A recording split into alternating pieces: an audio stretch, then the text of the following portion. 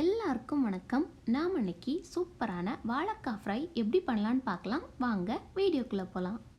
First நான் 3 வாழைக்காய் தோல் மட்டும் சீவி எடுத்துக்கிட்டேங்க. இதை தண்ணிக்குள்ளே போட்டு வச்சுக்கோங்க, இல்லைனா அது கருத்து போயிடும். நான் இதை ரவுண்டாக வெட்டி எடுத்துக்கிறேன்.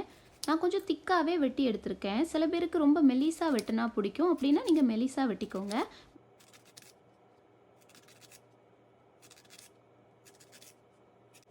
இப்போ நம்ம வெட்டினது எல்லாத்தையுமே மறுபடியும் தண்ணிக்குள்ளே போட்டு வச்சுக்கோங்க. வெளியே வெட்டி வச்சிடாதீங்க, அதோட நிறம் நல்லா கருத்து போயிடும். அதனால் வெட்டின உடனே தண்ணிக்குள்ளே போட்டு வச்சுக்கோங்க. இப்போ நம்ம எல்லாத்தையுமே அந்த மாதிரி வெட்டி எடுத்துக்கலாம். இந்த தண்ணியெல்லாம் வடிச்சிட்டு வாழைக்காவை இன்னொரு பவுலுக்கு மாற்றிடலாம்.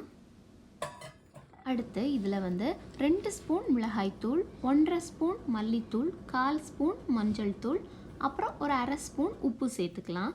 சேர்த்துட்டு கையால் நல்லா மிக்ஸ் பண்ணி விடுங்க. இந்த வாழைக்காய் எல்லாத்துலேயுமே இந்த மசாலா படுற மாதிரி நல்லா மிக்ஸ் பண்ணி விடுங்க. அப்புறம் 1 ஸ்பூன் தண்ணியை கையால் தெளித்து விடுங்க. ஏன்னா அப்போ தான் நமக்கு அந்த வாழைக்காலெல்லாம் இது நல்லா ஒட்டி பிடிச்சிக்கும், அதுக்காக தான். இப்போ இதை மூடி வச்சிடலாம். ஒரு 5 நிமிஷத்துக்கு அப்படியே விட்டுருங்க. உப்பு மிளகாலாம் நல்லா பிடிக்கட்டும்.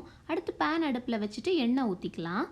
எண்ணெய் சூடானதும் வாழைக்காவை ஒன்றா எடுத்து போட்டுக்கோங்க. அடுப்பை மீடியம் ஃப்ளேமில் வச்சுக்கோங்க. வச்சுட்டு வாழைக்காயெல்லாம் போட்டதும் ஒரு 3 நிமிஷத்துக்கு வேக விடுங்க. 3 நிமிஷத்துக்கு அப்புறமா நம்ம திருப்பி போட்டுக்கலாம். அடுப்பை மீடியம் ஃப்ளேம்லேயே வச்சுக்கோங்க. ஹை ஃப்ளேமில் வச்சுட்டோன்னா நமக்கு சீக்கிரம் ஒரு சைடு மட்டும் நல்லா கரிஞ்சு போயிடும்.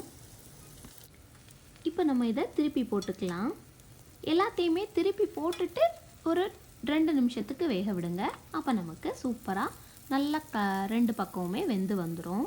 இதில் நான் காரப்பொடி கொஞ்சம் அதிகமாகவே சேர்த்துருக்கேங்க. கொஞ்சம் காரமாக இருக்கும். குழந்தைங்களுக்கெல்லாம் கொடுக்குறீங்கன்னா காரம் கொஞ்சம் கம்மியாக சேர்த்துக்கோங்க. அவ்வளோதாங்க. இது வெந்துடுச்சு. இப்போ நம்ம இதை எடுத்துடலாம். எடுத்துகிட்டு அடுத்த செட்டையும் போட்டுடலாம். இதில் நிறைய மசாலாலாம் சேர்க்கலைங்க. மஞ்சள் தூள், மிளகாய்த்தூள், மல்லித்தூள், அப்புறம் உப்பு, அவ்வளோதாங்க சேர்த்துருக்கேன். ஆனால் டேஸ்ட் ரொம்ப நல்லாயிருக்கும். நீங்களும் வீட்டில் இதை செஞ்சு பாருங்கள். இந்த வீடியோ உங்களுக்கு பிடிச்சிருந்துச்சுன்னா மாதவாஸ் கிச்சனுக்கு சப்ஸ்கிரைப் பண்ணுங்கள். தேங்க்யூ.